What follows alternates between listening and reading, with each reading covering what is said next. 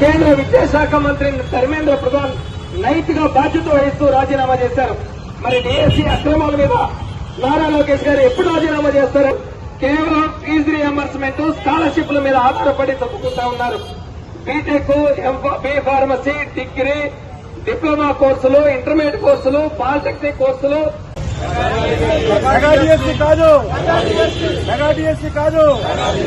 CBI విచారణ వెంటనే, DSC అక్రమాలపై CBI విచారణ వెంటనే,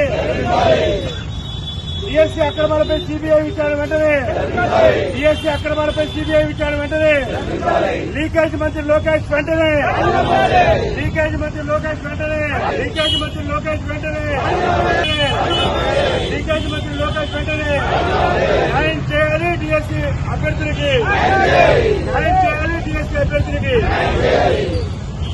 ప్రభుత్వం ఇచ్చినప్పుడు మీరు తీసుకోండి అని చెప్పి కాలేజీల్లో ఎస్సీ, ఎస్టీ, బీసీ, మైనార్టీ ఓసీలోని వాళ్ళ బాధ మొత్తం కూడా జగన్మోహన్ రెడ్డి గారు అర్థం చేసుకుని ఆయన ఒకటే డిమాండ్ చేస్తా ఉన్నారు. మీరు ఏదైతే ఫీజు రియంబర్స్మెంట్ బకాయిలు 7,000 కోట్లు ఉన్నాయో తక్షణం విద్యార్థులకి మీరు రిలీజ్ చేయండి. వాళ్ళు హ్యాపీగా చదువుకోగలుగుతారు. లేదంటే వాళ్ళ ఉసురు మీకు తగులుతుంది అని చెప్పి జగన్మోహన్ రెడ్డి గారు చెప్పారు. అంతేకాదు వస్తు దీవెన కింద 3,000 కోట్లు ఇప్పటికే బకాయి పెట్టారు. వస్తు దీవెన అంటే దూర ప్రాంతాల్లో ఉండే విద్యార్థులు కాలేజీలో చదువుకుంటూ రూముల్లో కానీ హాస్టల్లో కానీ ఉంటారు. వాళ్ళకి హాస్టల్ ఫీజు సంవత్సరానికి 20,000 ఇవ్వాలి. దాన్ని కూడా ఇప్పటికీ 3,000 కోట్లు బకాయి పెడితే ఇవాళ హాస్టల్లో ఉన్న విద్యార్థులు, రూముల్లో చదువుకుంటున్నటువంటి విద్యార్థులు చదువు మానేసి డబ్బులు లేక మళ్లీ గ్రామాలకి, మళ్లీ ఇళ్లకి వెనక్కి వెళ్తా ఉన్నారు. కాబట్టి ఈ దౌర్భాగ్య పరిస్థితి నుంచి విద్యార్థుల వర్గాన్ని కాపాడాలి. కాపాడాలంటే ప్రథమ బాధ్యత కేవలం ప్రధాన ప్రతిపక్షంది. ఈ రాష్ట్రంలో ప్రధాన ప్రతిపక్షంగా ఉన్నటువంటి వైఎస్ఆర్ కాంగ్రెస్ పార్టీ అనేక రకాల ఉద్యమాలు చేస్తా ఉంది. రైతుల పక్షాన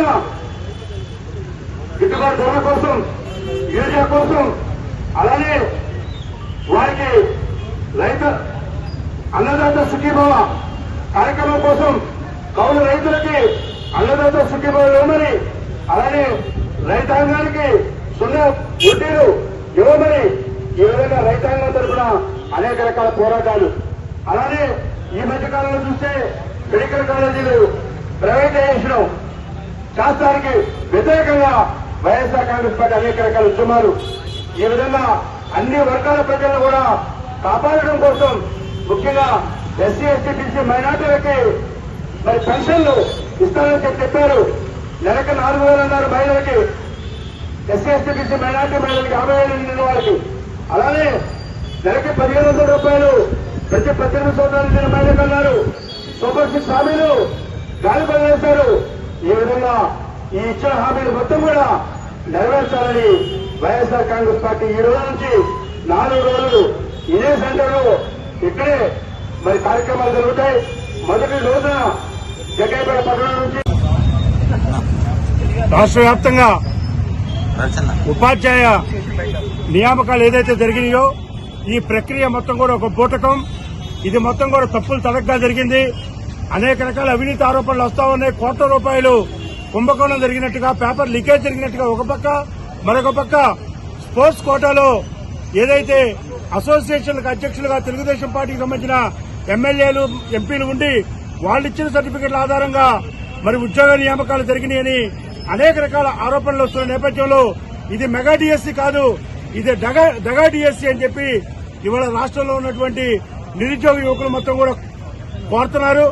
వారందరి యొక్క ఆలోచన ప్రకారం వారి యొక్క మరి గతంలో పలు పర్యాయాలు జగన్మోహన్ రెడ్డి గారిని కలిసి మేము డిఎస్సీలో నష్టపోయాం, మేము పరీక్షలు రాశాం, మాకు న్యాయం జరగలేదు, మాకు అన్యాయం జరిగింది, మెరిట్ ఉన్న వాళ్ళకి ఉద్యోగాలు రాలేదు, ఎవరైతే దొడ్డిదారిన పోయారో, డబ్బులు ఖర్చు పెట్టుకున్నారో, ఎవరికైతే పలుకుబడిందో వాళ్ళకి మాత్రమే ఉద్యోగాలు వచ్చినాయి. మేము నిజాయితీగా, నిష్పక్షపాతంగా దీని మీద ఎంక్వైరీ అడుగుతున్నాం, దీని మీద తప్పులను సమీక్షించండి అని చెప్పి వైఎస్ జగన్మోహన్ రెడ్డి గారిని పిలిపిస్తే ఆయన రాష్ట్ర వ్యాప్త ఉద్యమంగా దీన్ని మలిసి ఇవాళ రాష్ట్రంలో ఉన్నటువంటి యువకులను కలుపుకొని, నిరుద్యోగులను కలుపుకొని, విద్యార్థులను కలుపుకొని ఇవాళ 10 రోజులు కార్యాచరణ ప్రణాళిక ఒక దానికి ఇచ్చి ఇప్పటికే కలెక్టరేట్లో మరి వినతి పత్రాలు ఇవ్వడం గాని, అలానే మొన్న పట్టణాల్లో రౌండ్ టేబుల్ మీటింగులు పెట్టడం గాని, 4 రోజులు 6, 7, 8, 9 తారీఖుల్లో రిలే నిరాహారదీక్షలు గాని, 10వ తారీఖున నియోజకవర్గ వ్యాప్తంగా నియోజకవర్గ కేంద్రాల్లో భారీ ర్యాలీలు గాని ఇవన్నీ కూడా కండక్ట్ చేస్తా ఉన్నారు.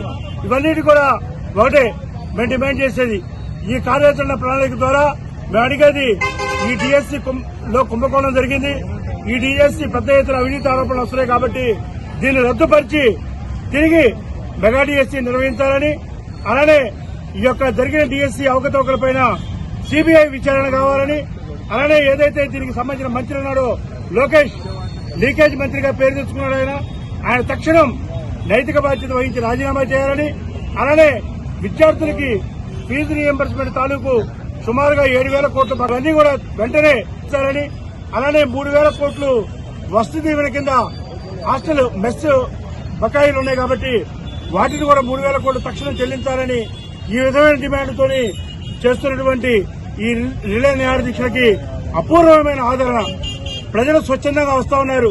షామియానా దగ్గరికి వచ్చి మాకు వచ్చి షేక్ హ్యాండ్లు ఇచ్చి జగన్మోహన్ రెడ్డి గారికి శుభాకాంక్షలు తెలియజేస్తూ మా అందరినీ కూడా అభినందిస్తూ మీరు ఈ విధంగానే పోరాటాలు చేయండి, భవిష్యత్తు మీదే, వైఎస్ఆర్ కాంగ్రెస్ పార్టీ 2029లో ఏది ఏమైనా అధికారంలోకి వస్తుంది అని చెప్పి ప్రజలందరూ కూడా మమ్మల్ని ఆశీర్వదిస్తా ఉన్నారు. దీనికి మేమందరికీ కూడా ధన్యవాదాలు తెలియజేస్తా ఉన్నాం.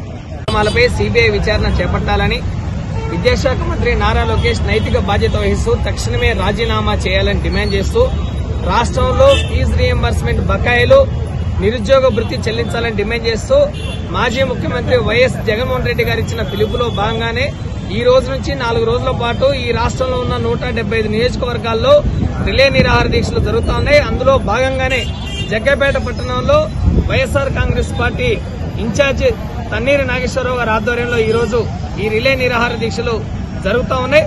రాష్ట్రంలో డిఎస్సీ నియామకాల ప్రక్రియ తప్పుల తడకగా అవినీతి అక్రమాలు జరిగాయి. ముఖ్యంగా స్పోర్ట్స్ కోటాలో 421 పోస్టులకి పోస్టుల్ని లక్షల రూపాయలకు అమ్ముకున్నారు. డిఎస్సీ పరీక్ష రాయకుండా, టెట్ అర్హత లేకుండా, డిగ్రీ బీఈడీ లేకుండా, డిగ్రీ విద్యార్హత లేకుండా ఒక జీవో నెంబర్ 4, జీవో నెంబర్ 47 ఇచ్చి పోస్టుల్ని పెద్ద ఎత్తున అమ్ముకున్నారు. ఈ రాష్ట్రంలో షాప్ అనుబంధంగా ఉన్న ఒలింపిక్ అసోసియేషన్ ప్రెసిడెంట్ పురుషోత్తం నిన్న విజయవాడ ప్రెస్ క్లబ్ లో ప్రెస్ మీట్ పెట్టి క్రీడా సంఘాలు ఇచ్చిన సర్టిఫికెట్లన్నీ నకిలీవని, ఎవరైతే నకిలీ ఉద్యోగాలు పొందారో వాళ్ళపైన క్రిమినల్ చర్యలు తీసుకోవాలని, షాప్ అధికారుల ప్రమేయం ఇందులో ఉందని చెప్పేసి ఆయన ప్రెస్ మీట్ లో మాట్లాడారు. ఇకనైనా నారా లోకేష్ గారు మీరు దీని మీద చర్చించండి, దీని మీద మాతో చర్చకు రండి మేము కోరుతా ఉన్నాం. మా అధినేత ఇచ్చిన పిలుపు మేరకు రాష్ట్ర వ్యాప్తంగా ఈ కార్యక్రమాలు జరుగుతా ఉన్నాయి. ప్రభుత్వం ఫీజు రీఎంబర్స్మెంట్ ఇవ్వని కారణంగా ఈ రాష్ట్రంలో 9,100 కోట్ల రూపాయలు ఫీజు బకాయిలు ఉన్నాయి. నిరుద్యోగ భృతి ప్రతి నిరుద్యోగికి 1,08,000 రూపాయలు నిరుద్యోగ భృతి ఇవ్వాలి.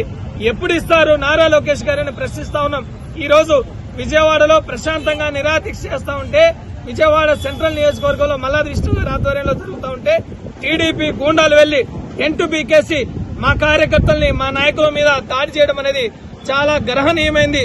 ఈ దాడుల్ని మేము తీవ్రంగా ఖండిస్తా ఉన్నాం. లోకేష్ రెడ్ బుక్ రాజ్యాంగం కాదు, అంబేద్కర్ గారి రాజ్యాంగం ప్రకారం పాలన చేయండి అని మేము ప్రశ్నిస్తా ఉన్నాం. ఇక్కడ జగ్గైపేటలో కూడా బస్టాండ్ ఎదురుగా మీరు రిలే నిరాదీక్షలు టెంట్ వేసుకుంటే స్థానిక పోలీసులు వాటిని తొలగించి తన్నీరు నాగేశ్వరరావు గారి ఆధ్వర్యంలో ఇది జరుగుతూ ఉంటే చాలా అమానుష్యంగా వ్యవహరించారు. ఈ టెంట్ ని ప్లేస్ ని తీసేసి ప్లేస్ మార్చారు. ఇకనైనా ఇటువంటి రెడ్ బుక్ రాజ్యాంగ ఆటవిక పాలన మీరు కట్టిపెట్టి డిఎస్సీ అక్రమాల మీద సిబిఐ విచారణ జరిపించాలి. ఏదైతే మెరిట్ లిస్ట్ లేకుండా 1:1 నిష్పత్తి ప్రకారం మీరు సర్టిఫికెట్ల వెరిఫికేషన్ చేసి ఉద్యోగాలు ఎందుకు ఇవ్వలేదో మాతో చర్చకు రానని మేము కోరుతా ఉన్నాం. అందుకే మా అధినేత జగన్మోహన్ రెడ్డి గారు ఇచ్చిన పిలుపు మేరకు రాష్ట్ర వ్యాప్తంగా ఉద్యమిస్తాం, ప్రభుత్వం మెడలు ఉంచుతాం, డిఎస్సీ అక్రమాల మీద చర్యలు తీసుకునేంత వరకు పోరాటం సాగిస్తామని హెచ్చరిస్తా ఉన్నాం.